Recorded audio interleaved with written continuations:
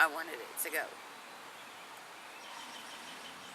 And I was very blessed to have parents that, when Jordan was born, bought life insurance for him that was able to pay for his funeral and memorial services. Otherwise, I wouldn't have been able to even fathom that whole experience.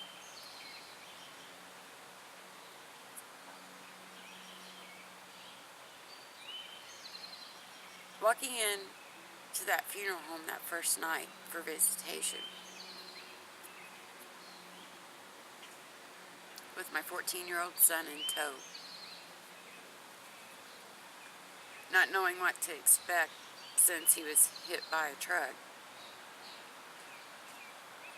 I wanted an open casket. I had to see him one last time. My youngest son walked in there first, and he come out crying and says, "Mommy, I just can't do it. I can't handle this."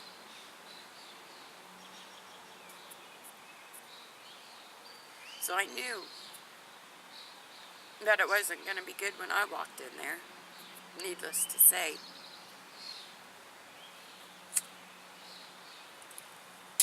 I apologize for smoking, but that's my addiction. To walk in that room, I'm in a pale blue coffin, laid my firstborn son. That should not be in there.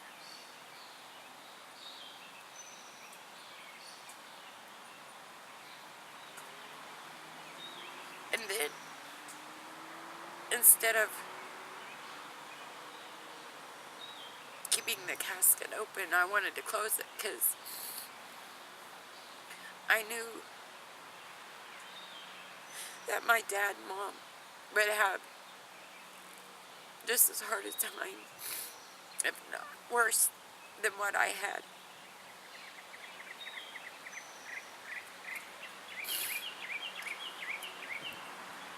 And then when it came down to it, I put that aside because I know the strong person that my dad was, and my mom. And I knew that since I wanted to see one last time, that they would too, and I couldn't be selfish.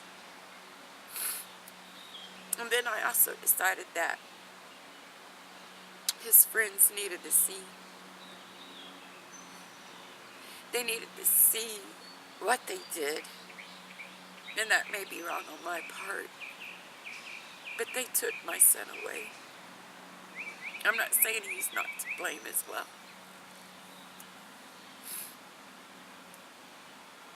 When they started, my mom and dad finally got there. And I told my husband, I was like, "You've got to go meet him at the door and warn them."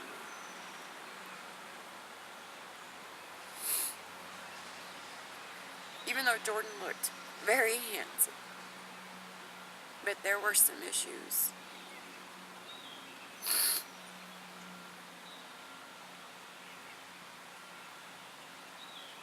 They handled it very well as they could.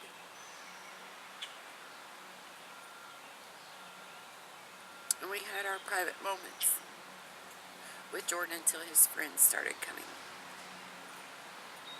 And then his friends and my friends started showing up.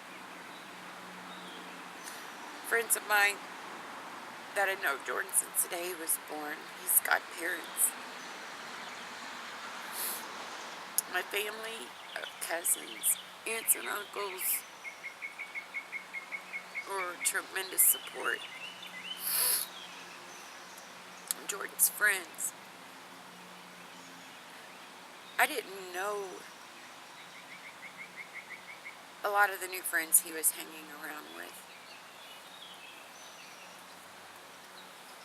because that was a part of his life that I wasn't involved in,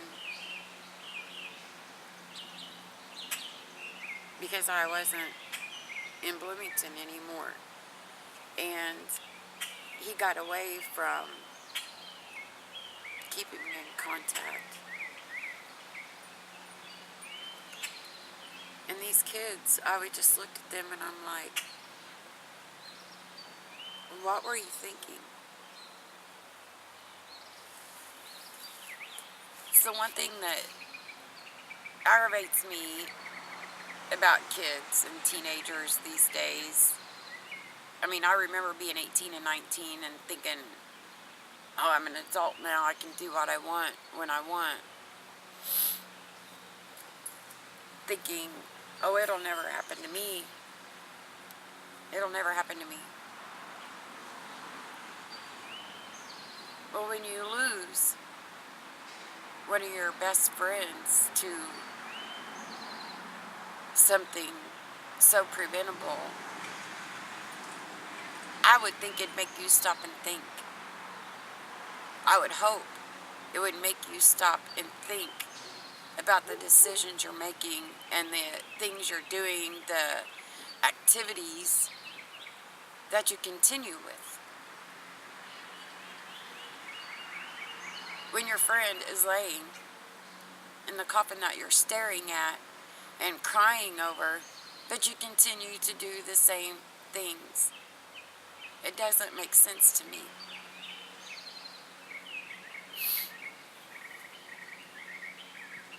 There were over 500 people at the funeral home.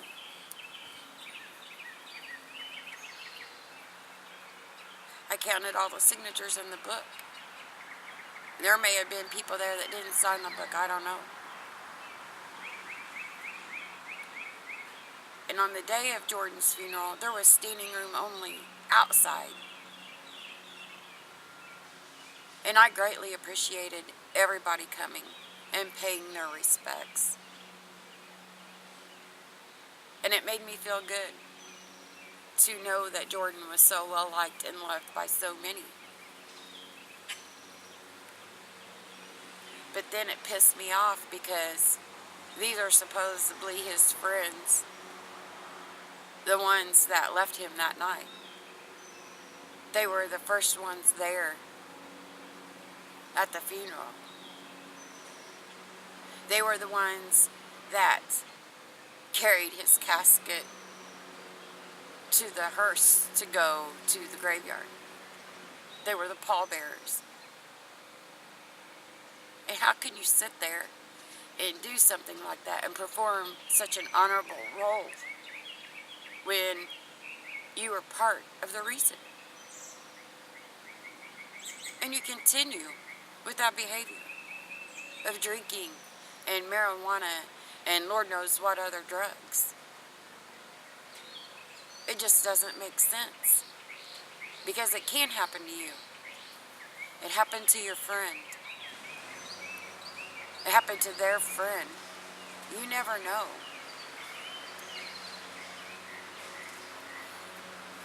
I would hate to think that other parents have been through this. And I know they have. I have friends. My sister, for one. My nephew, 6 months prior to Jordan's accident, hung himself because he was in jail for stupid decisions with drugs and being at the wrong place at the wrong time. But he made that decision to be in that wrong place. And I guess that's the whole point of my video, is that it's a decision you make to what you're going to do and where you're going to go and who you're going to be with.